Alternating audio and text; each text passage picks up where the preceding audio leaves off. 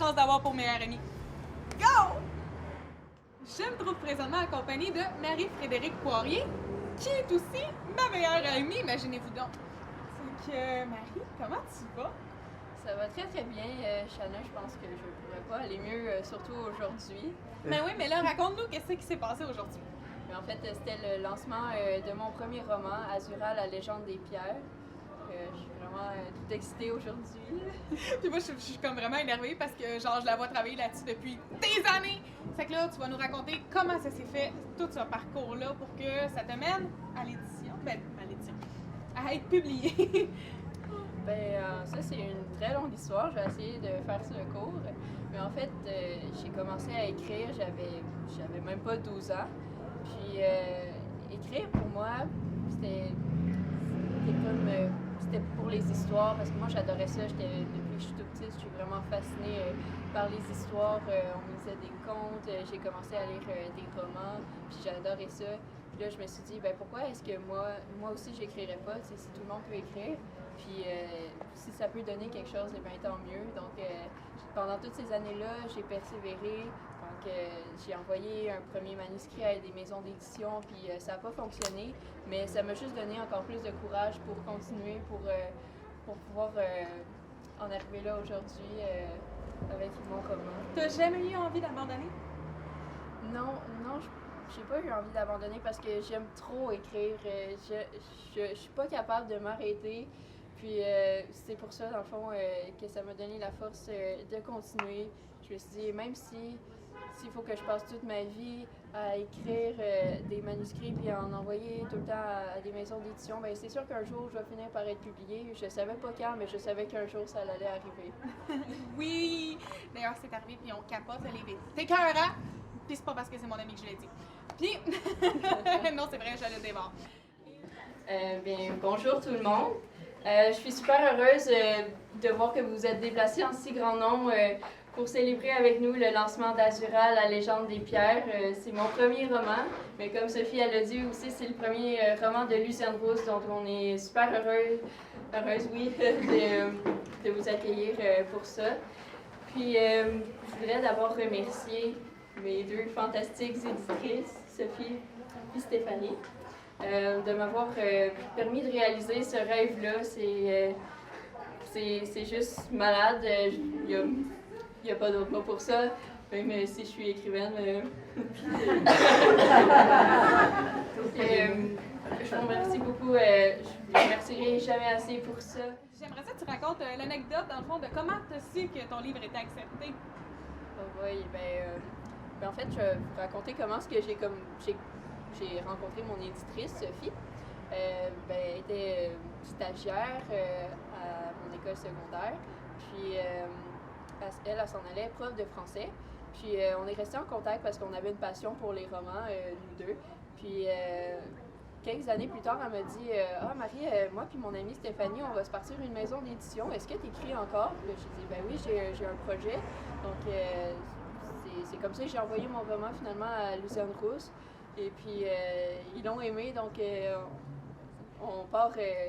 Non seulement c'est mon premier roman à moi, mais c'est aussi le premier roman de ma maison d'édition. Fait que tout le monde capote en ce moment. C'est comme l'euphorie, mais comment tu l'as su que ton roman était accepté? Ah oui, ça, c'est un détail. T'as le droit d'en oublier les bouts, là, ce soir, t'as le droit. C'est une grosse soirée. En fait, j'avais envoyé mon manuscrit à Sophie. J'avais pas plus d'attente que ça. Puis, j'étais en train d'écrire une dissertation de philo. Là, c'est niaiseux comme ça, un dimanche après-midi. Puis là, il y a Sophie qui m'écrit. Elle me dit Est-ce que tu as reçu un courriel excitant récemment? Je suis comme non, j'ai rien reçu. Là, pourquoi qu'elle me dit ça? Puis là, je m'en doute un peu, mais je suis comme non, ça peut pas être ça, ça peut pas être ça. Puis là, je vais voir dans ma boîte d'email, il est pas là. Je fais comme fuck, non, j'ai rien reçu.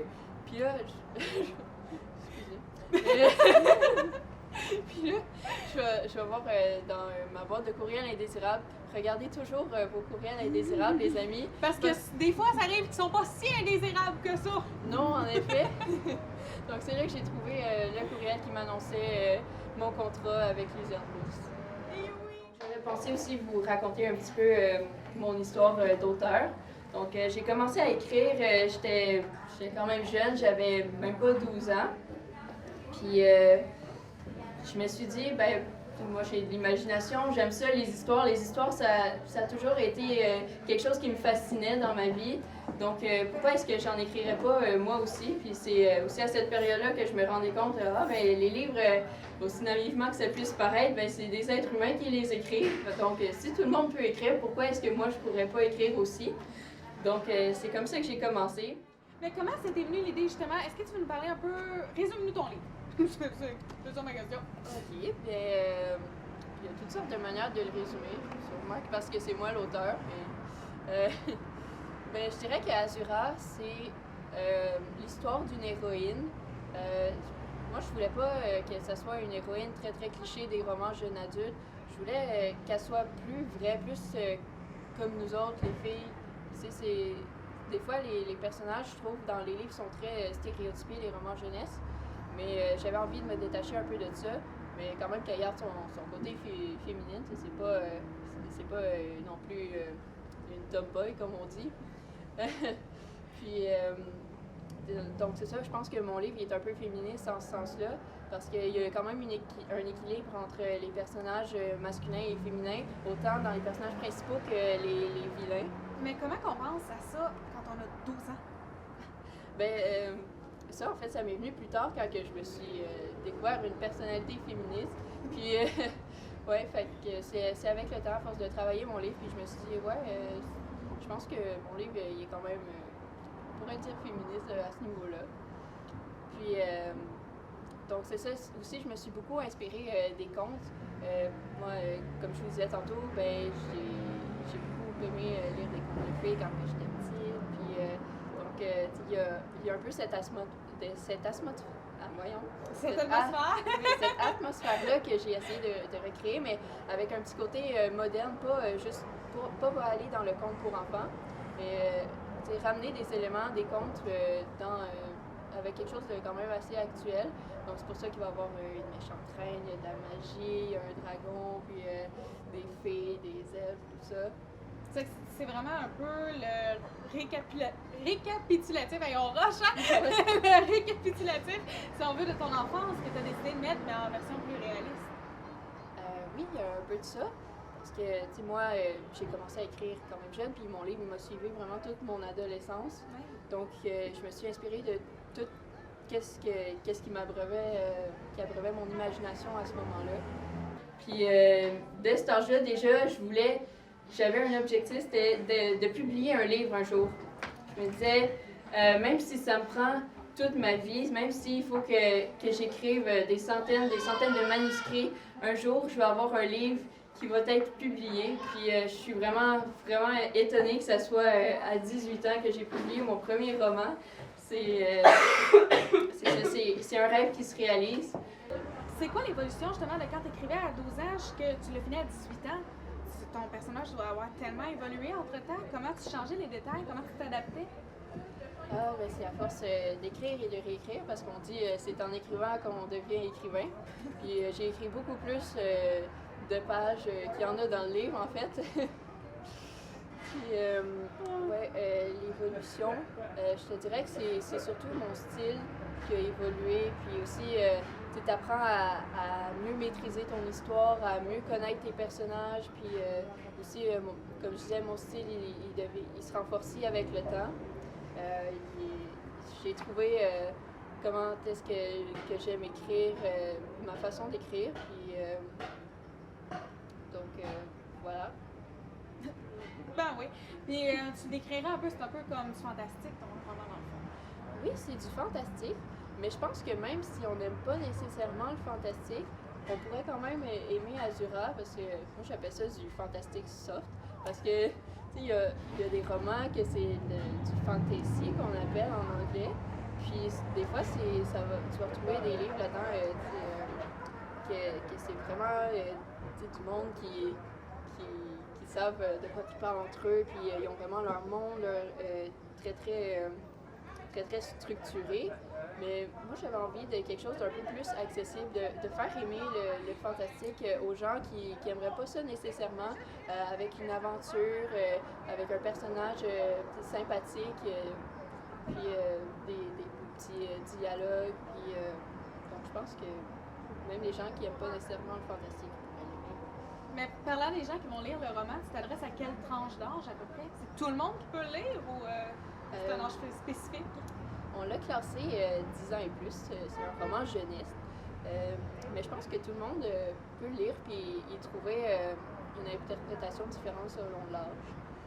Donc, ça s'adresse à tout le monde. Puis, comme ce roman-là, je l'ai écrit de 12 ans jusqu'à mes 18 ans finalement. Ben, ça m'a accompagnée toute mon adolescence. Puis je me suis vraiment découvert une passion pour l'écriture. Puis même plus qu'une passion, je pense que écrire, ça fait maintenant partie de mon identité. Si je pouvais plus écrire, ben, j'aurais pas l'impression d'être complètement moi-même. C'est à cet âge-là qu'on découvre qui on est. Puis ce livre-là, écrire ce livre-là, ça m'a vraiment permis de me connaître, tous les recoins de ma personnalité, de qui je suis. Donc, je suis vraiment super heureuse de vous proposer ce roman-là aujourd'hui. Puis maintenant, j'ai envie de vous dire que c'est à vous, c'est un cadeau que je vous fais. Imaginez votre propre monde parallèle. J'aimerais que vous appreniez à connaître mes personnages que j'ai imaginés pendant toutes ces années-là.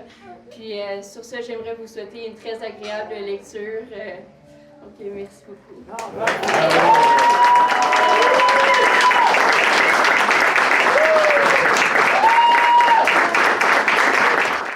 Les amoureux de ta plume, dont moi, je l'avoue. T'as-tu d'autres projets qui s'en viennent, là? En effet, j'ai d'autres projets. Moi, je n'arrêterai jamais d'écrire. Je pense que quand j'écris pas, je suis triste. Je fais pas bien. Le monde pense que je suis dans ma semaine, mais non, je suis en manque d'écriture. Ça, c'est notre problème récurrent aux artistes, ça, toujours! Oui. Donc, oui, j'ai un autre projet qui s'en vient. Je veux explorer d'autres univers. Je suis restée avec l'univers d'Azura et ces personnages-là pendant quasiment 7 ans. Donc, j'ai envie d'autres choses puis de découvrir de nouveaux personnages. Est-ce qu'on peut avoir quelques indices vers quelle voie tu te diriges? Je me dirige vers un univers plus futuriste cette fois, vers 2045, je te dirais. Puis j'ai envie d'explorer l'univers des artistes qui vont être persécutés par le gouvernement, par les gens à cette époque-là à cause de la montée des technologies puis des sciences. Donc il va y avoir vraiment une opposition entre les arts, les sciences, puis comment est-ce qu'on va arriver à dealer dans la société avec ça. Mais pourquoi tu as envie d'écrire là-dessus? Ben, c'est parce que je me suis découvert une personnalité artiste. Oui, donc j'avais envie de parler, de commencer d'être une artiste, puis qu'est-ce que ces gens-là ils vivent, comment ils sont amoureux de leur art, puis comment est-ce que c'est plus fort en dedans qu'ils peuvent pas s'en défaire, peu importe qu'est-ce qui arrive. Donc c'est ça qui m'inspire pour ce livre-là. Puis là, Marie, qu'est-ce qu'on peut te souhaiter pour l'avenir, des prochaines années? Ben, dans les prochaines années, j'aimerais ça publier mon deuxième roman. En fait, vous le voulez aussi, d'ailleurs, je vous le dis. Je ne veux pas arrêter d'écrire, puis j'espère pouvoir trouver le temps pour écrire mon prochain roman, puis avoir une foule d'autres projets encore d'écriture. Est-ce que tu poursuis tes études en littérature aussi? Oui, en effet, je m'en vais à l'UQAM en littérature, donc j'ai bien hâte de pouvoir mixer mes projets avec qu'est-ce que j'étudie. Ça va être super! Ben écoute, ma chère, on se procure Azura sans faute. Je vous le dis, vous le voulez. Ça fait 20 fois que je vous le dis dans l'entrevue, mais c'est pas parce que c'est mon ami. Il est juste écœurant, son livre. Il n'y a pas d'autres mots. Là. Puis, on a une bonne nouvelle.